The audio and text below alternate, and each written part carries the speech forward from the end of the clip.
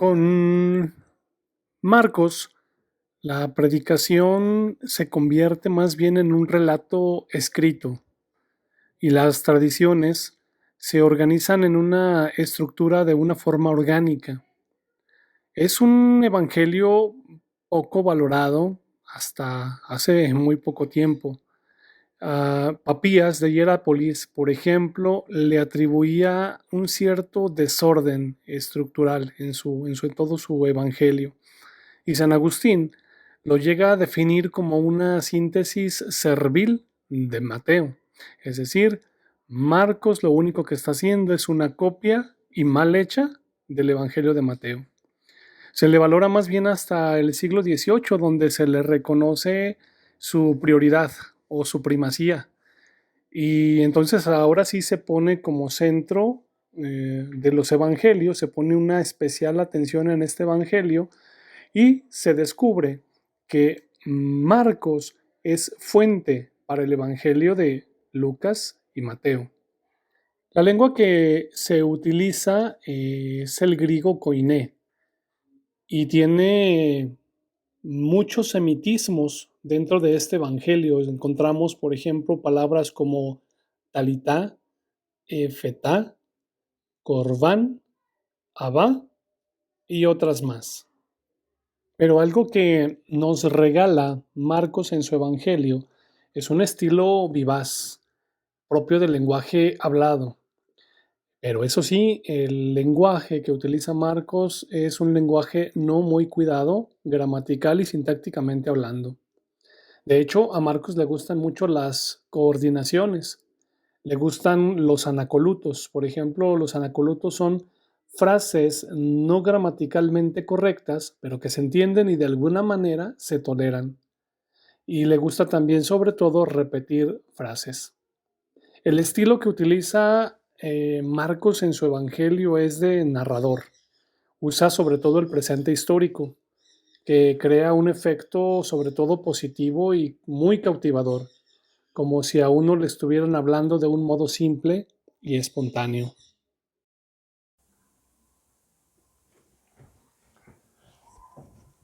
Este Evangelio, según San Marcos, lo vamos a estudiar a través de 5 puntos. En el primer punto vamos a ver algunas cuestiones en torno al autor, fecha, lugar de composición y destinatarios inmediatos. En el punto número 2 vamos a hablar sobre la canonicidad del Evangelio. En el tercer punto vamos a analizar la estructura. En el punto número 4 vamos a ver algunas características literarias y teológicas. Y en el quinto y último punto vamos a ver cuáles son los contenidos principales de este Evangelio.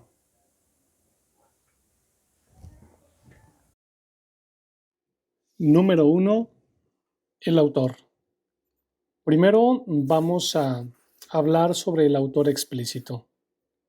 La tradición cristiana atribuye el segundo evangelio a San Marcos, aquel que fue discípulo de San Pedro, de San Pablo y de San Bernabé.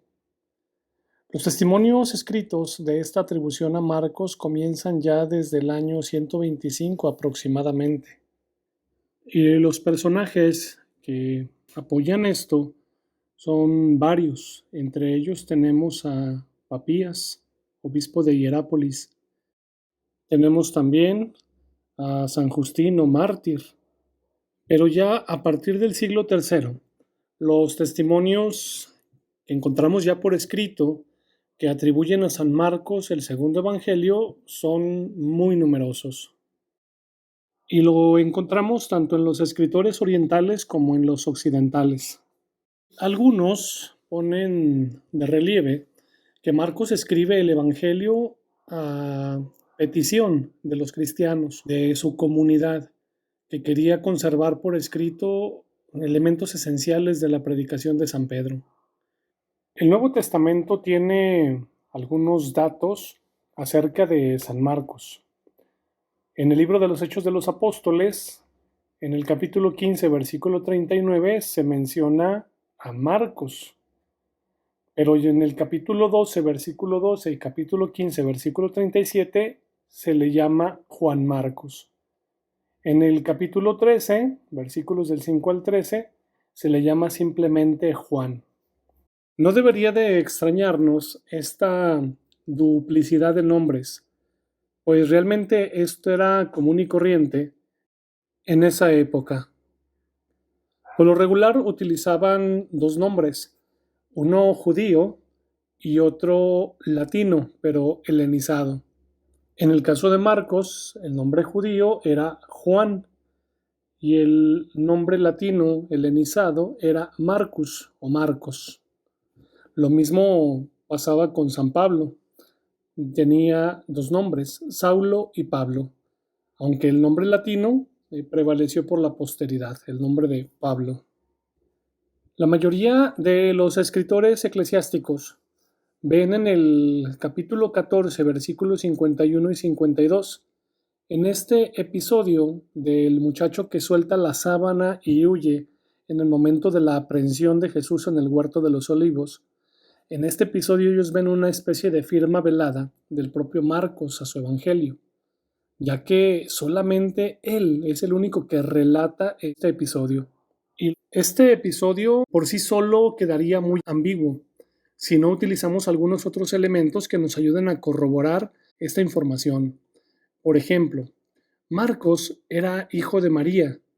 María, al parecer, es una viuda de una muy buena posición económica en cuya casa se reunían los primeros cristianos. Esto lo vemos en el libro de los Hechos de los Apóstoles, capítulo 12, versículo 12.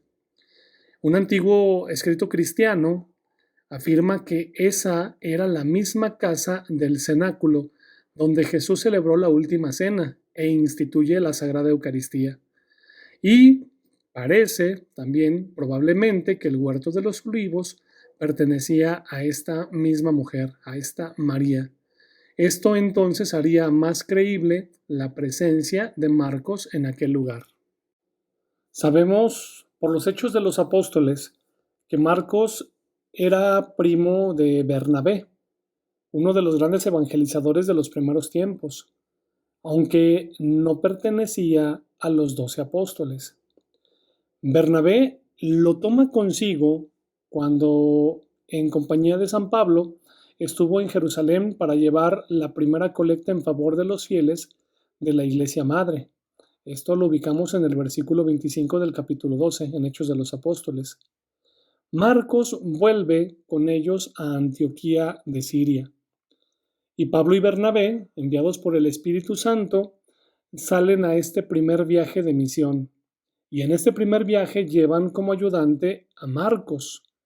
Pero terminada una primera fase, una primera etapa de evangelización en Chipre, parece ser que Marcos no se encuentra con ánimos de seguir en aquella labor apostólica y decide regresar, los abandona. Esto, pues, disgusta a San Pablo y cuando planea realizar el segundo viaje misionero, Bernabé quiere llevar nuevamente a Marcos, pero Pablo se opone porque los abandonó la primera vez. Estas diferencias entre San Pablo y Bernabé causan conflicto de tal manera que para el segundo viaje deciden separarse y emprender caminos diferentes. Y Bernabé toma a Marcos como ayudante y se embarcan juntos para visitar las comunidades de Chipre que ya habían fundado anteriormente. Y unos 10 años más tarde, Marcos se encuentra en Roma, ayudando esta vez a San Pedro como intérprete. Cuando es liberado milagrosamente de la prisión por el ángel, se dirige precisamente a casa de María, la madre de Marcos, y Pedro, de hecho, llama a Marcos su hijo. Esto lo encontramos en la primera carta de Pedro, capítulo 5, versículo 13, lo cual nos da un indicio de una íntima y muy antigua relación entrañable entre ambos. La estancia de Marcos en Roma como colaborador de San Pedro debió ocurrir poco antes de que llegara San Pablo también ahí mismo, a Roma, en calidad de preso. Recuerden ustedes que San Pablo apela al César en el año 61 aproximadamente. Este dato lo encontramos en el libro de los Hechos de los Apóstoles, capítulo 25 y 28. El oficio de intérprete de Pedro, según le atribuye la tradición, va a ser un momento o una circunstancia fundamental en orden a la redacción del Evangelio según San Marcos, como vamos a tratar de verlo más adelante. Por las cartas de San Pablo nos damos cuenta de más cosas sobre Marcos, sobre todo en los años siguientes. De tal manera, nos damos cuenta de que Marcos debió de permanecer en Roma y en el año 62 aproximadamente está ahora, pero como ayudante de San Pablo, al que le va a servir de un profundo consuelo, según lo que el mismo Pablo escribe en su carta a los Colosenses, porque este Marcos es cercano a Pablo, además le es muy fiel. Todavía más tarde, a mediados de los 60, San Pablo le pide a Timoteo que venga con Marcos, pues Marcos le es muy útil para el Evangelio. Y entre los servicios más destacados de San Marcos está el haber sido el intérprete de San Pedro en Roma. Probablemente le ayudó traduciendo al griego y al latín la predicación y las enseñanzas que el príncipe de los apóstoles hacía de una manera verbal. Así, Eusebio de Cesarea, en su Historia Eclesiástica, y San Jerónimo, hacia finales del siglo IV, en su obra Varones Ilustres, recogen ambos de tradiciones anteriores que Marcos fundó la iglesia de Alejandría en Egipto. A favor de ello está el dato de que la liturgia de esta iglesia está asociada precisamente al nombre de Marcos. Otra tradición antigua, mencionada en algunos documentos, asegura que Marcos muere mártir en un pueblecito de Búcoli, un pueblo muy cercano a Alejandría, y que en el año 825 se van a trasladar sus reliquias desde Alejandría a Venecia, que lo adopta como santo patrono y más adelante van a erigir en su honor una basílica monumental. Autor implícito. Los rasgos internos del propio Evangelio nos corroboran los testimonios de la tradición. La narración es tan viva y diríamos tan peculiar que los estudios están concordes en admitir que parece oírse la voz de San Pedro que una y otra vez nos cuenta con frases específicas como entonces, llegamos, vinimos, fuimos, nos dice, etc. Estos verbos son transcritos por San Marcos, cambiando simplemente la primera persona del plural por la tercera. El contenido se adapta perfectamente a la predicación evangélica de San Pedro, según se ve por la enseñanza de los discursos del príncipe de los apóstoles, que se nos han conservado a través del libro de San Lucas, el libro de los Hechos de los Apóstoles. Así pues, el autor de este evangelio, el autor del evangelio de San Marcos, está cerca de la tradición apostólica, pero además relata el evangelio para gentes que no conocen Palestina o no conocen sus costumbres. Por lo tanto, podemos resumir que el autor implícito es el mismo que el autor explícito que ya hablamos en el inciso A. Sin duda es Marcos, discípulo de San Pedro, de San Pablo y de Bernabé. Fecha de composición. San Marcos, al igual que no deja su firma en el Evangelio, tampoco expresa la fecha de redacción. Los padres de la Iglesia y los autores eclesiásticos se han interesado mucho por determinar, a base de muchos de los datos, sobre todo que se nos presentan dentro de los documentos de la tradición, como al mismo tiempo también en el examen interno que se hace del mismo Evangelio, se trata de sacar algunas fechas probables. También han tenido en cuenta la relación del Evangelio con otros escritos del Nuevo Testamento, particularmente con los Evangelios de Mateo y de Lucas, con el libro de los Hechos de los Apóstoles y con algunas cartas de San Pablo. Podríamos decir que en todo este contexto podríamos tener una aproximación a la fecha de redacción, y esta fecha comprende aproximadamente entre el año 60 y 70. Lugar de composición y destinatarios inmediatos. Los datos de la antigua tradición Afirman que San Marcos escribe su evangelio en Italia y concretamente en Roma. Así parece afirmarlo San Ireneo, Tertuliano, Clemente de Alejandría, Eusebio de Cesarea, San Jerónimo y otros más. El examen interno del texto de Marcos corrobora este dato que la tradición ya nos proporciona con anterioridad. Y es que Marcos se sirve de muchas palabras latinas que simplemente traduce al griego, como el caso de censo, centurión, denario, legión, speculator o vigía y flagelo, y algunas otras palabras más. Dice también San Marcos que Cireneo era padre de Alejandro y de Rufo, que son personajes conocidos de los cristianos de Roma. Hay algunos otros datos también internos del Evangelio que apoyan estos destinatarios.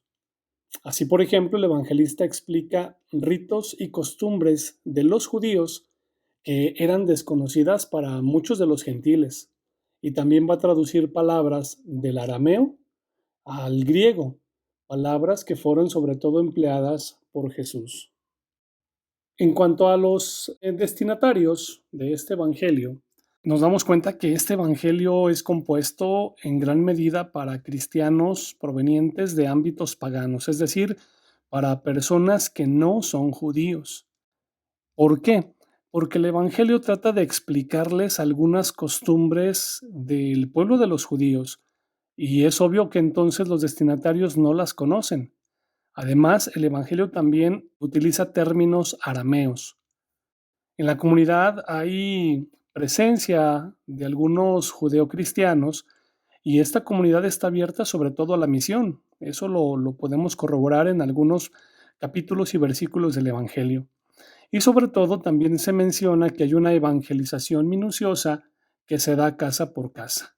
Lo podemos constatar en el capítulo 6, versículos del 6b al 7 y versículo 10. Además, la comunidad de Marcos está sufriendo o acaba de sufrir la persecución de Nerón, que se da aproximadamente en el año 65. Y además también la comunidad está sufriendo las consecuencias de las revueltas judías, que se dan entre el año 66 y 67, y que de alguna manera los afectan también a ellos. Y es que en estas revueltas judías, los romanos ya no distinguían entre judíos y cristianos. Por lo tanto, Marcos en su Evangelio nos muestra que la comunidad sufre una sacudida en su propia fe, en el mesianismo sobre todo y el poder del mismo Jesucristo. Y el evangelista va a presentar la necesidad de fortalecer más la fe de la comunidad.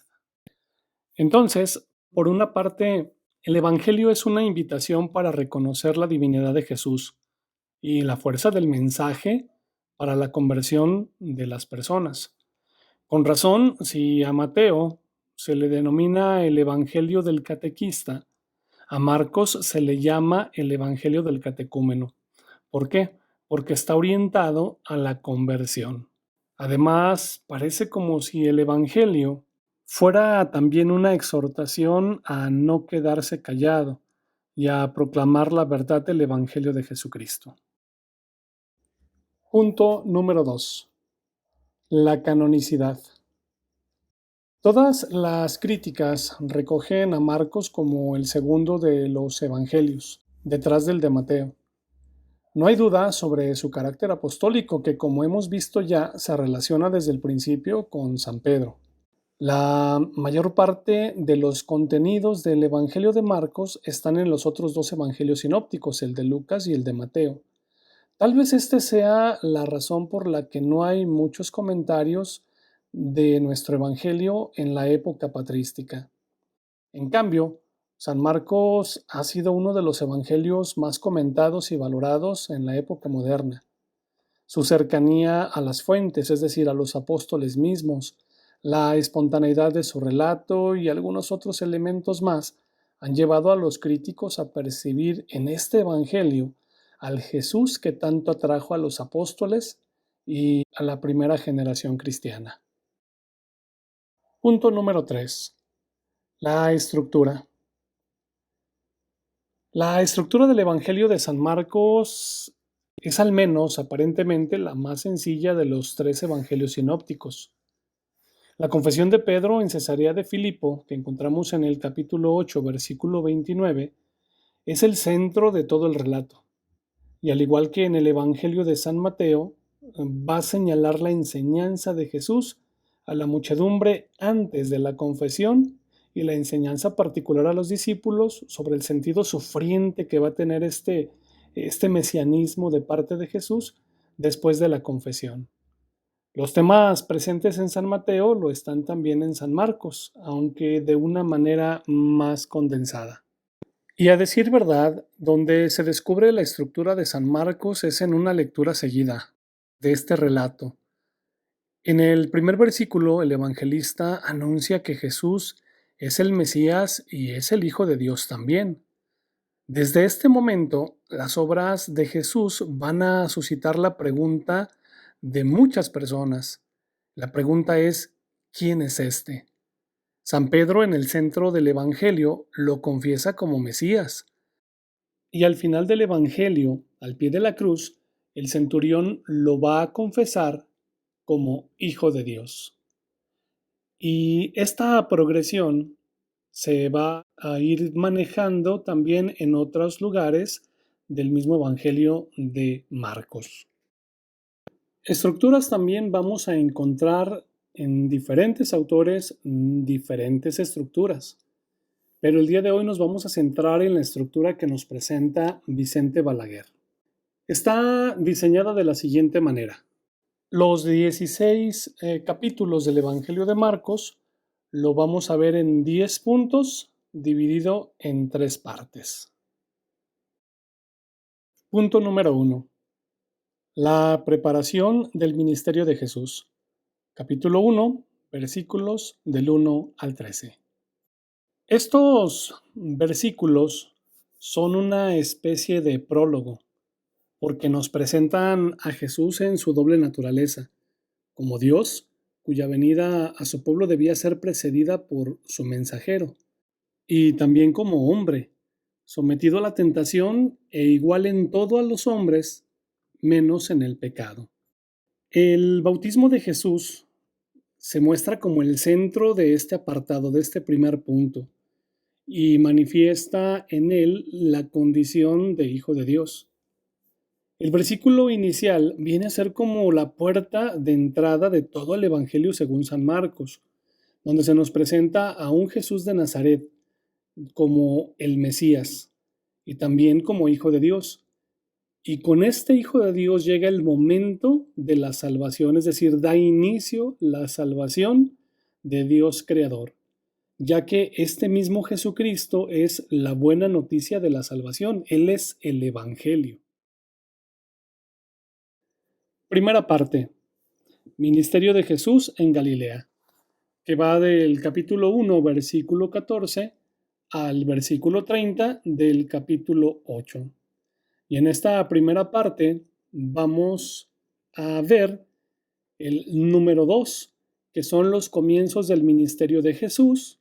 En el número 3, la parábola del reino de Dios. Número 4, los milagros y las actividades de Jesús en Galilea. Y número 5, viaje de Jesús con sus apóstoles. El punto número 2. Comienzo del ministerio de Jesús. Capítulo 1, versículo 14 al versículo 35 del capítulo 3. La narración del ministerio público de Jesús se abre presentando un resumen de su predicación. Y en esta predicación se da sobre todo la urgencia de la conversión para poder entrar en el reino de Dios. Después se ofrecen algunos episodios de la actividad inicial de Cristo en Cafarnaún y en algunos lugares vecinos. La actuación que tenemos aquí, que muestra San Marcos de Jesús, va a suscitar por una parte el asombro y la admiración de mucha gente, y por otra parte la oposición de los escribas y los fariseos. También se recoge aquí la llamada del Señor a sus discípulos a seguirle para formar después el grupo de los 12 apóstoles. Y en una primera etapa de ministerio público de Jesús se nos va a narrar, por ejemplo, una jornada de la vida del Maestro, desde que amanece y hasta que anochece. Su trabajo agotador, sus sentimientos de compasión o sentimientos de indignación que llega a tener en momentos, etcétera. Es decir, en esta primera parte el evangelista trata de darnos a conocer la actividad de Jesús, pero también trata de darnos a conocer sus sentimientos. Punto número 3. Parábola del reino de Dios. Capítulo 4, versículos del 1 al 34. En el discurso de las parábolas recogidas por San Marcos, se van a distinguir tres tipos de parábolas: la parábola del sembrador, la de la lámpara y la medida, y las de la semilla y la mostaza. Todas estas parábolas aluden al reino de Dios, aunque desde perspectivas muy distintas. En los inicios de su predicación, Jesús anuncia la llegada del reino de Dios. Nace con la persona y la predicación de Jesús, pero los frutos van a depender mucho de las disposiciones que los hombres tienen en acoger esta palabra. Por lo tanto, es necesario que los hombres tengamos una actitud vigilante, que como Cristo no dejemos de ser testigos de la palabra de Dios, y que no juzguemos al reino por la pequeñez de los comienzos, porque sin que sepamos cómo, el reino dará su fruto en su momento, y un fruto que va a superar las previsiones que humanamente cabría esperar. Punto número 4. Milagros y actividades de Jesús en Galilea. Capítulo 4, versículo 35 al versículo 6 del capítulo 6. Tras la enseñanza de Jesús en parábolas, el Evangelio nos va a ir narrando una serie de milagros. La sección se abre y se cierra con dos pasajes en los que se plantea la pregunta central del Evangelio. Recuerden ustedes la pregunta que ya habíamos mencionado: ¿quién es este? Los discípulos van madurando una respuesta que expresará después San Pedro. Entretanto, con la admiración cada vez mayor de los discípulos y de las gentes, la confesión de los demonios, no aceptada por Jesús, porque recuerden ustedes que los calla cuando ellos reconocen que Él es el Mesías, y además también el escándalo de sus paisanos. El lector, cuando va siguiendo esta narración del evangelista, es invitado continuamente a confirmar su fe en Jesucristo. Punto número 5. Viaje de Jesús con sus apóstoles. Capítulo 6, versículo 6 al versículo 30 del capítulo 8. La actividad de Jesús en Galilea se prolonga ahora con la de los discípulos. Con su presencia en estas tierras vecinas, iniciada ya desde antes, Jesús está indicando que aunque su misión se dirige primero a los hijos de Israel, su alcance es un alcance universal. Eso lo vamos a ver más adelante. De otra parte, las gentes siguen preguntándose quién es Jesús. En los pasajes anteriores, el evangelista ha ido mostrando que los demonios lo saben, pero Cristo no reconoce el testimonio de ellos, porque más bien quiere que sean los mismos hombres quienes le confiesen a Él como Mesías. Cuando esto acontece, sobre todo con la confesión de Pedro que encontramos en el versículo 29 del capítulo 8, comienza una nueva fase del Evangelio en la que el Maestro va a empezar a doctrinar a sus discípulos sobre el sentido sacrificial de ese mesianismo. Hasta aquí la primera parte. Y comenzamos con la segunda parte de la estructura o el esquema del Evangelio de Marcos.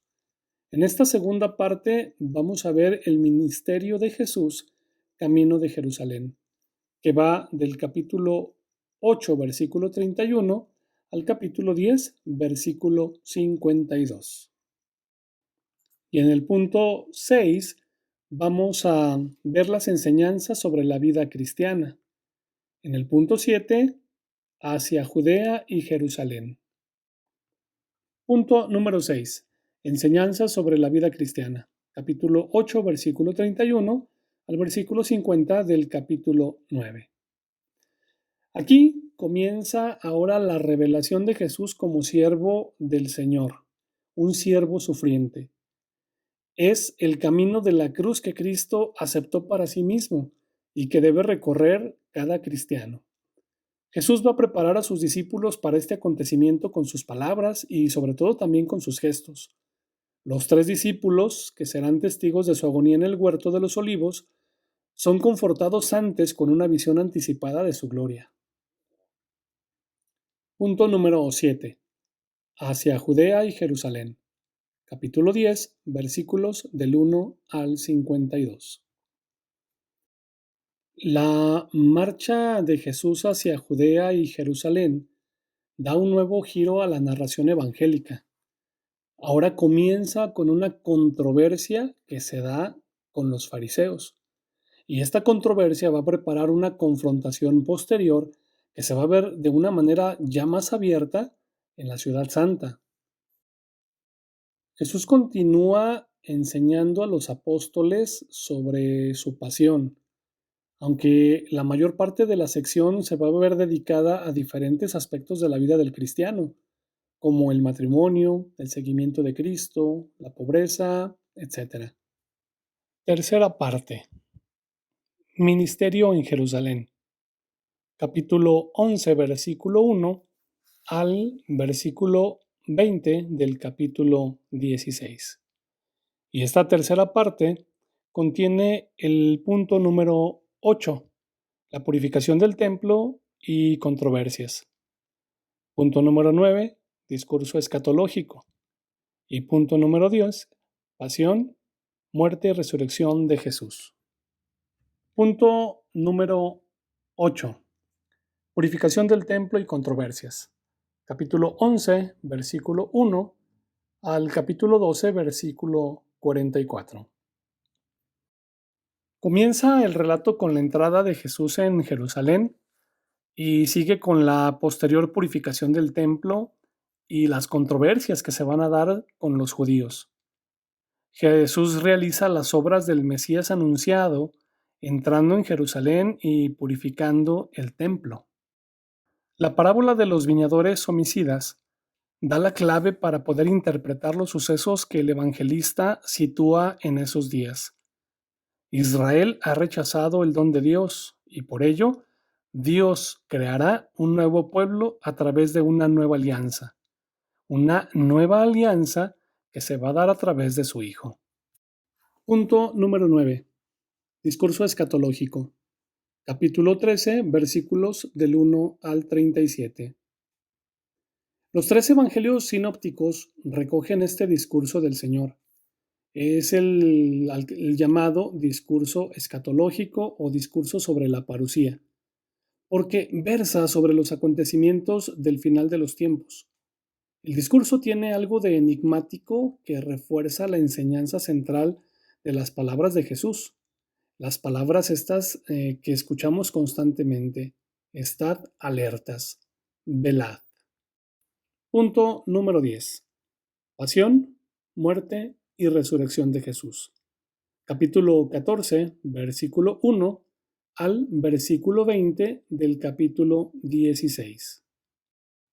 Este apartado se destaca sobre todo por la actuación de las personas que intervienen en el drama con Jesús. Por un lado, las autoridades de Israel, que casi con mucha tenacidad lo llevaron a la muerte. Y, por otro lado, los discípulos, testigos impotentes, que no solo no entendían el sentido de los gestos de Cristo, sino que le dejan solo en este trance tan doloroso. Pero en ese marco se levanta la majestad de Jesús. Él sabe lo que le va a ocurrir y sabe que es necesario que ocurra.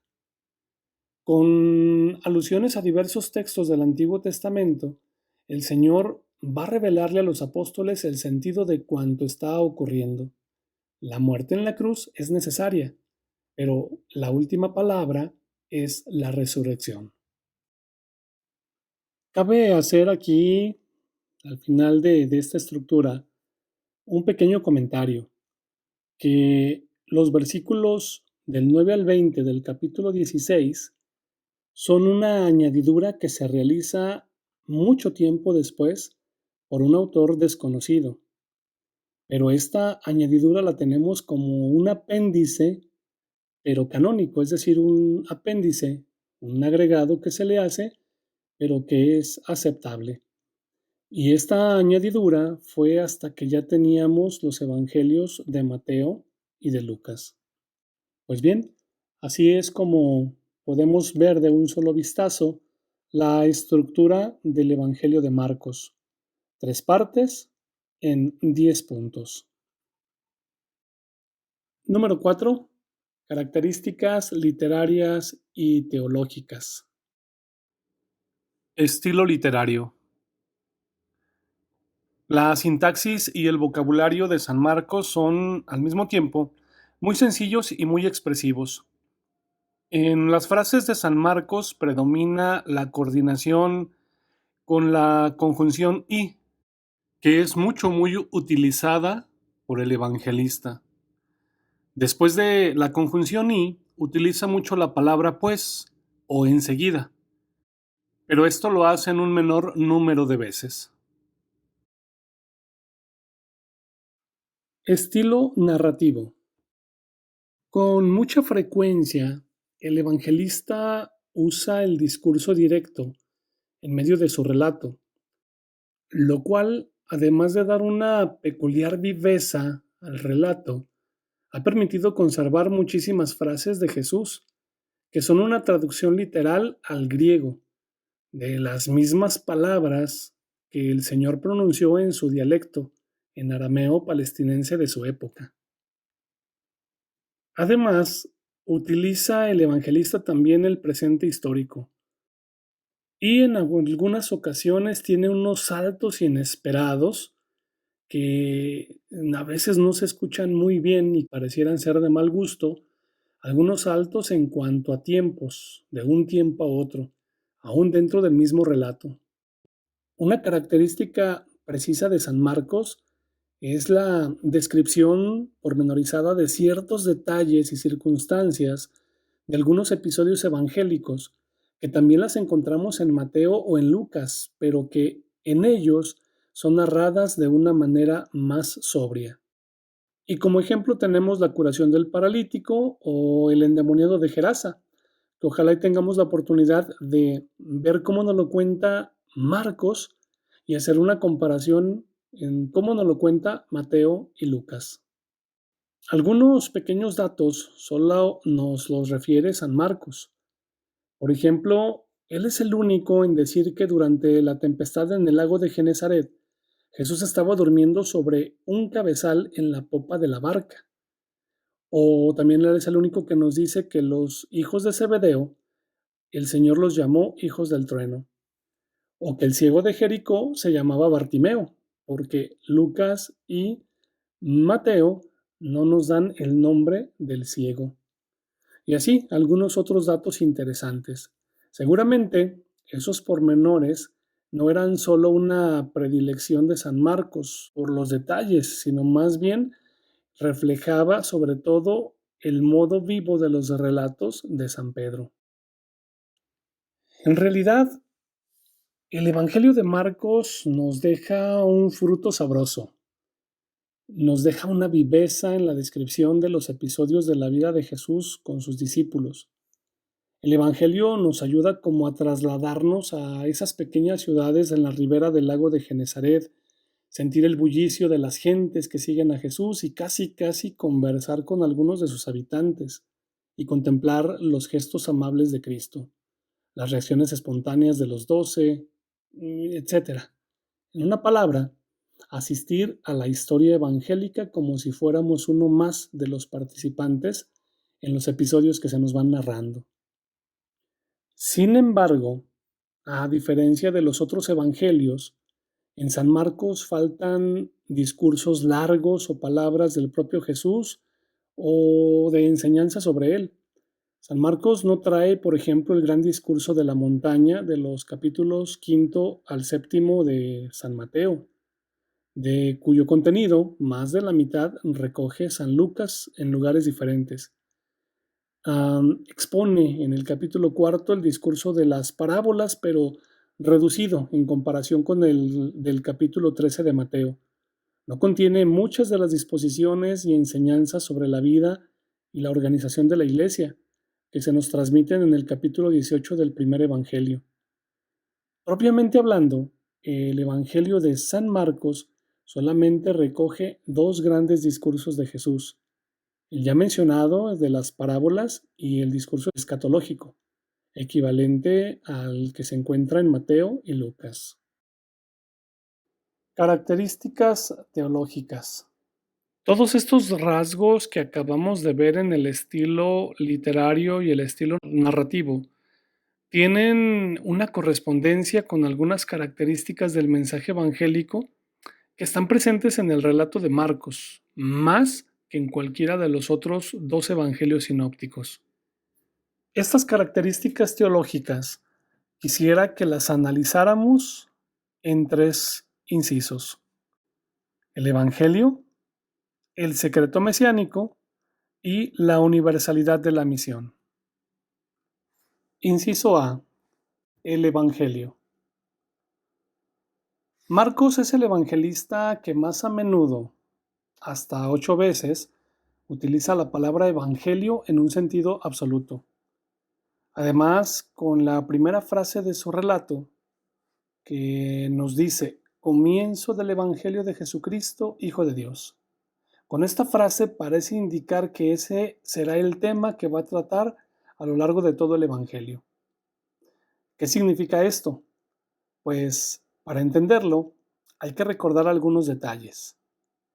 Donde los otros evangelistas se sirven de expresiones como Evangelio del Reino, San Marcos dice simplemente Evangelio.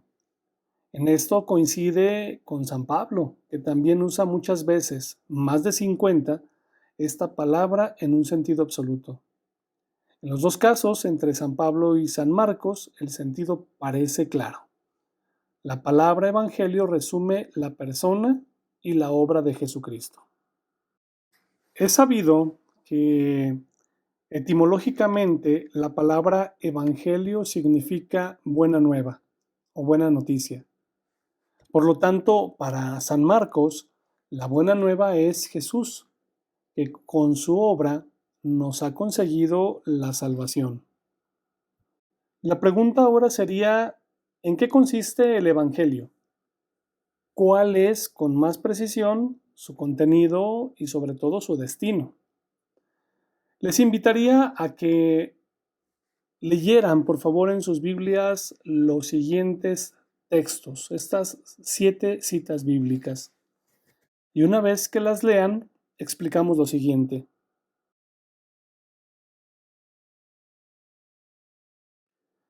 Como indica el segundo texto citado, el Evangelio es en primer lugar la obra de Cristo, lo que predica y lo que hace Jesucristo. Por eso, la causa del Evangelio, como indican el tercero y cuarto texto, es la misma causa de Jesús. Dar la vida por el Evangelio es lo mismo que darla por Jesús. Y este Evangelio, que es la obra de Jesús, debe ser predicado en el mundo entero, como indica el texto quinto y el séptimo. En las palabras de Jesús, al ser ungido por la mujer de Betania, que se recogen en el sexto texto que presentamos, se condensan todas estas ideas. Forma parte también del Evangelio reparar en quién es verdaderamente Jesús, reaccionar frente a Jesús. Ahora se puede percibir mejor qué hace San Marcos. El evangelista, con su escrito, no hace sino cumplir el mandato de Jesucristo, predicar el Evangelio. Y lo hace con un relato vivo, apasionado, de modo que, al percibirse de manera tan despierta las acciones de Cristo y las reacciones de los demás, el lector se encuentra implicado en el relato y así va a reaccionar de una manera diferente hacia la palabra que se está leyendo en el Evangelio. Así es que leemos en San Marcos como si hubiéramos estado allí, porque el evangelista quiere ponernos delante del Evangelio. Jesús, que obra en el mundo, y ante él tenemos que tomar sobre todo, pues, una postura. Inciso B. El secreto mesiánico. Primero nos damos cuenta que hay una continua prohibición de Jesús de revelar su identidad o de hacer público algún milagro. Esto se lo prohíbe a los demonios, a los hombres e inclusive a los mismos discípulos.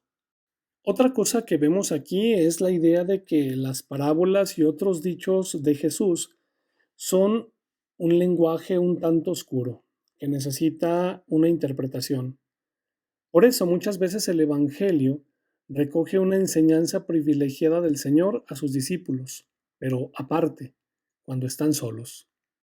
Pero a pesar de esta instrucción particular que el Señor les da a sus apóstoles, da la impresión de que los discípulos no entienden a Jesús.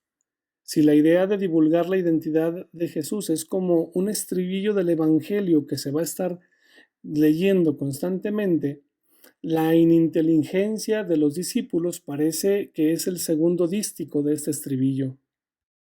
San Marcos señala cómo son las acciones y las palabras de Cristo las que van conduciendo a quienes lo ven a confesar que Él es el Mesías. Pero Jesús no quiere que los hombres saquen conclusiones precipitadas. Su misión como Mesías no debe entenderse de manera independiente al misterio de la cruz.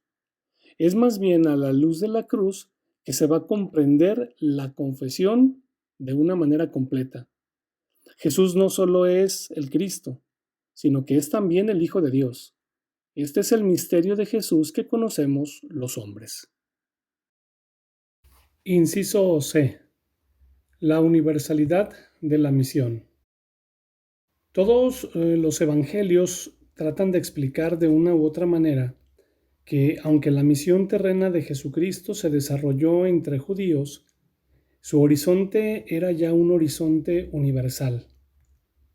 El Evangelio de San Juan lo muestra en el episodio en el que unos griegos quieren conocer a Jesús y el Señor enseña entonces que antes es necesaria la glorificación del Hijo del Hombre. Cada uno de los otros evangelios lo va a subrayar de una manera propia.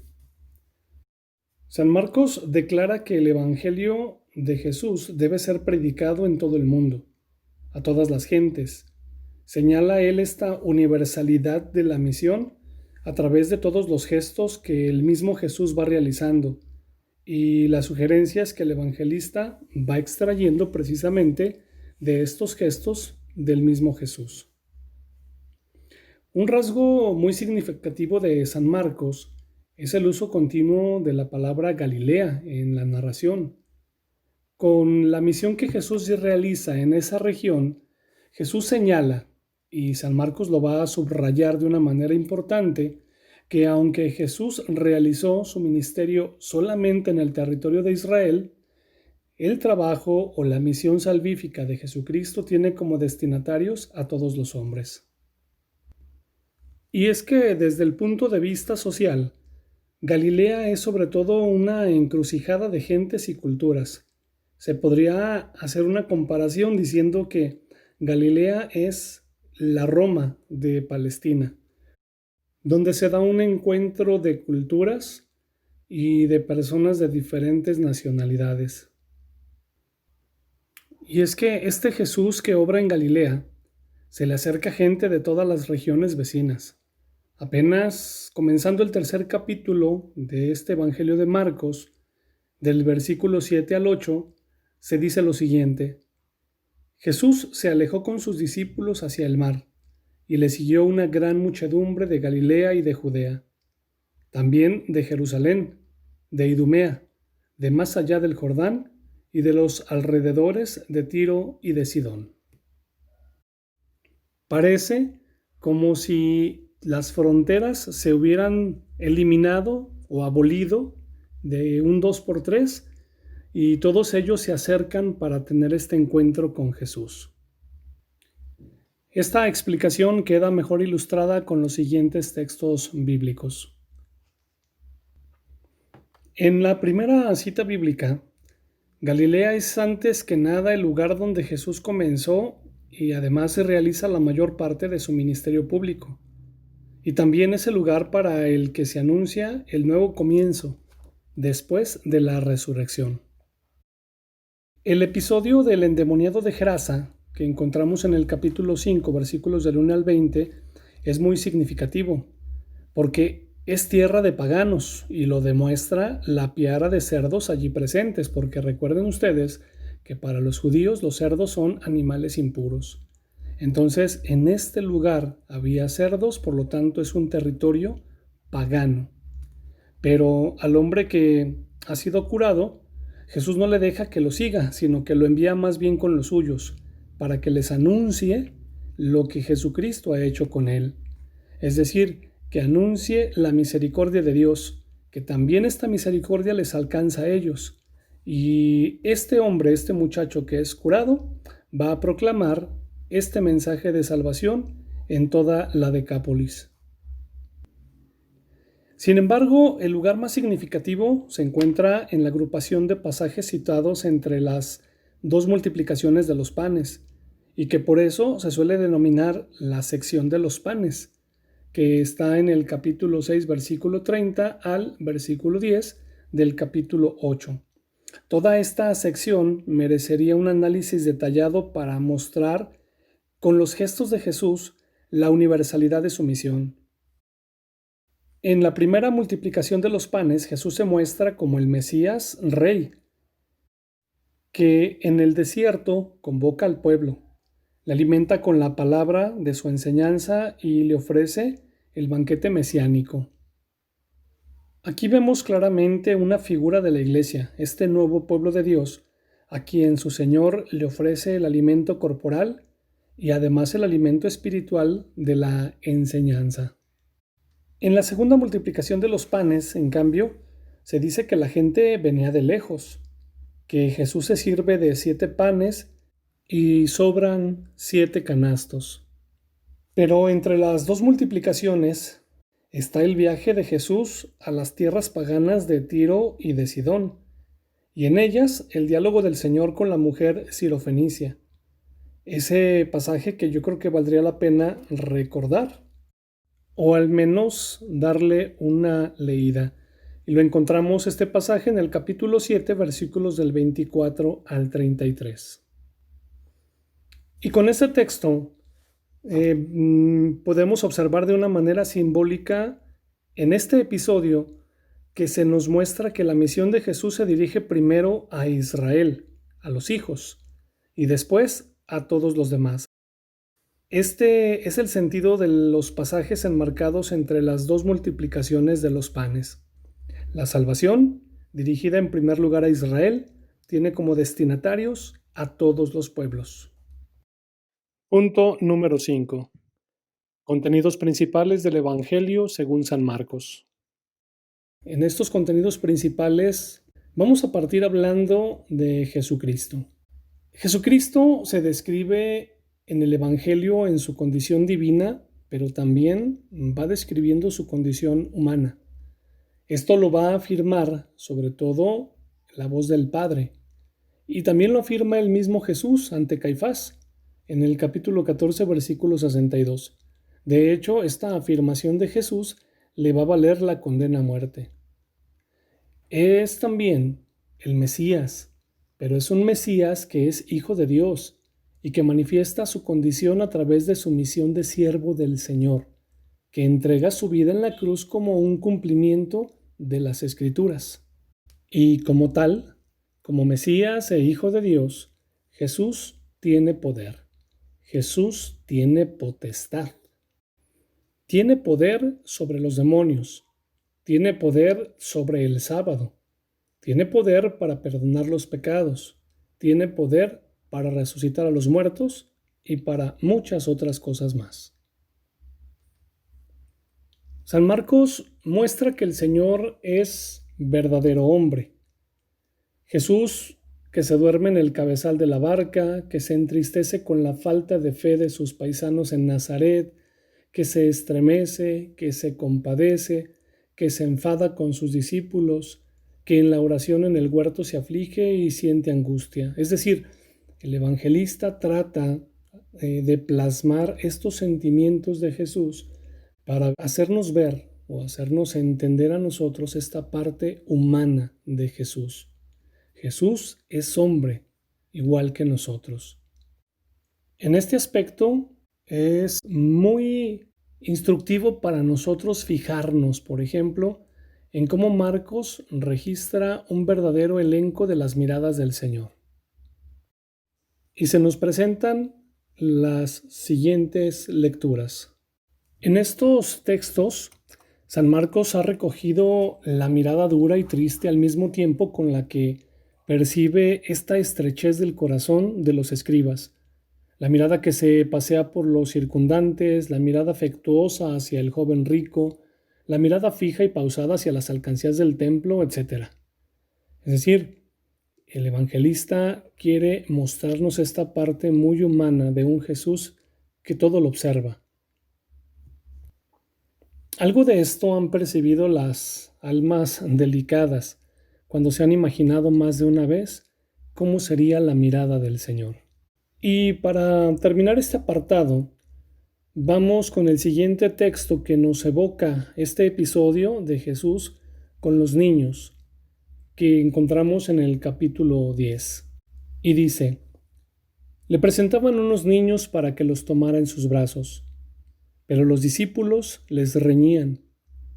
Al verlo Jesús se enfadó y les dijo: dejad que los niños vengan conmigo y no se lo impidáis, porque de los que son como ellos es el reino de Dios.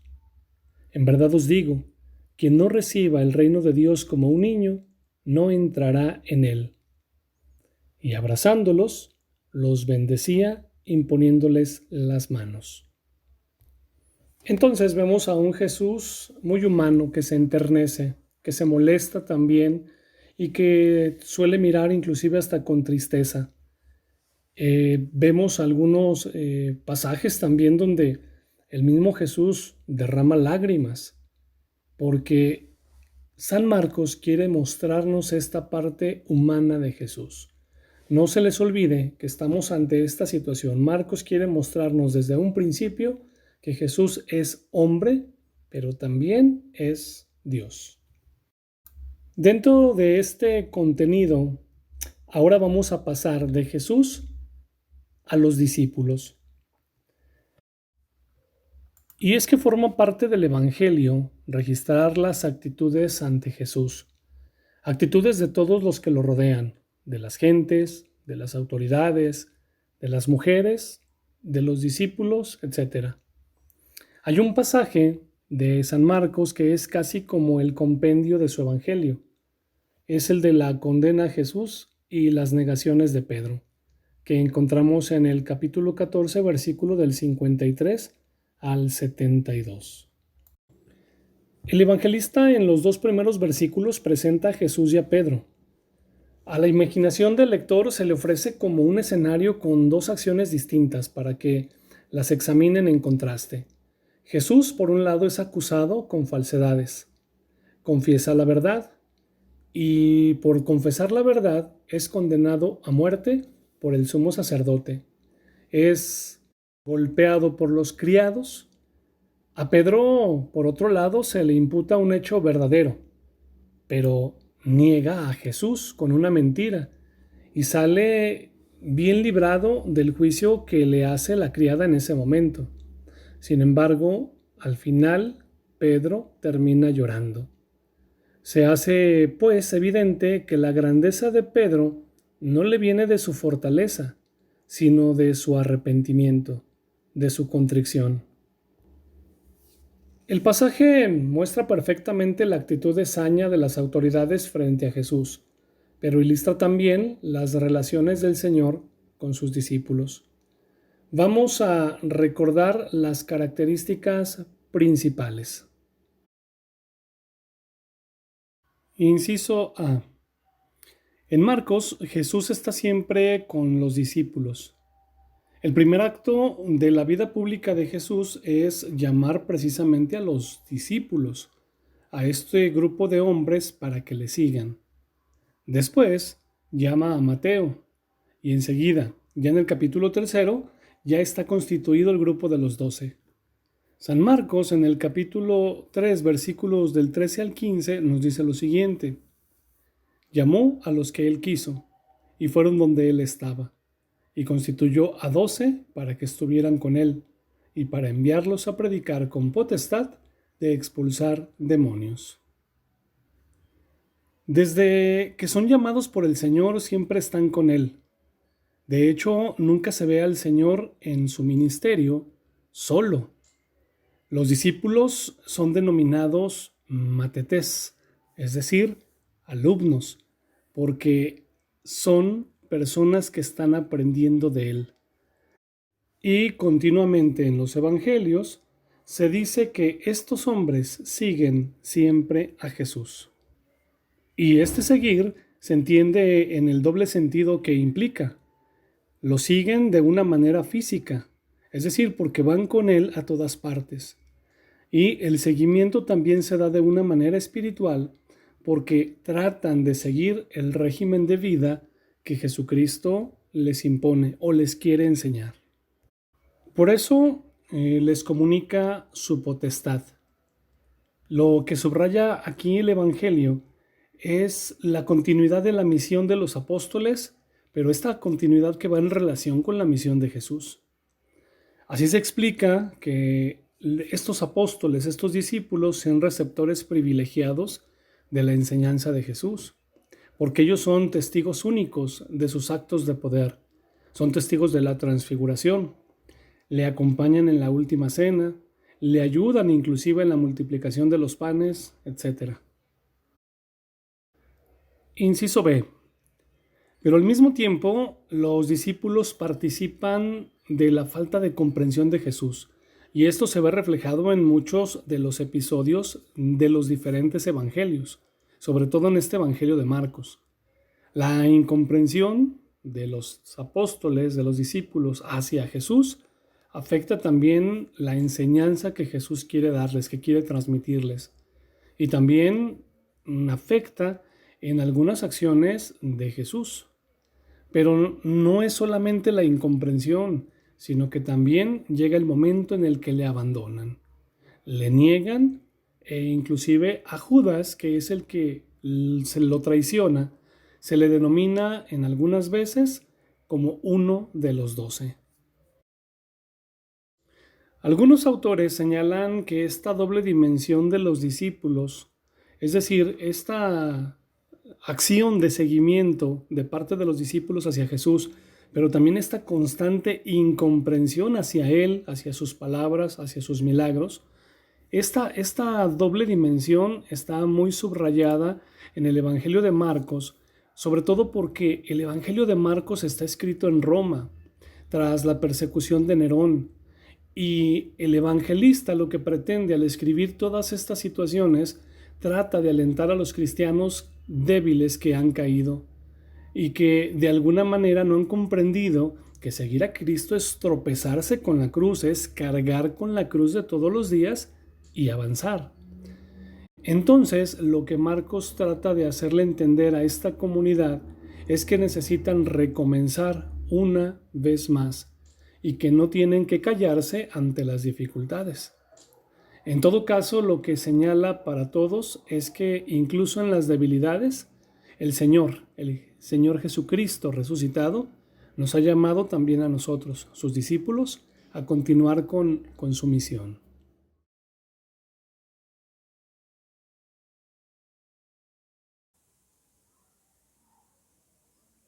Pues bien, es así que llegamos al final del estudio del Evangelio según San Marcos. Fuimos recorriendo este Evangelio, analizándolo, estudiándolo, a través de 5 puntos que mencionamos en un principio. Y creo que ya con los elementos que tenemos nos ayudan muchísimo para poder entender mucho mejor el Evangelio de Marcos y sobre todo entender el contexto. Entenderemos cómo hay algunas características que San Marcos resalta como por ejemplo el seguimiento del Señor. Y ahora sí, con todos estos elementos que tenemos, no nos resta a nosotros que leer nuevamente nuestro Evangelio, pero ya con estos nuevos elementos que tenemos, estudiarlo, reflexionar, pero sobre todo no se les olvide que lo más importante es llevar esta palabra, este Evangelio, a la práctica.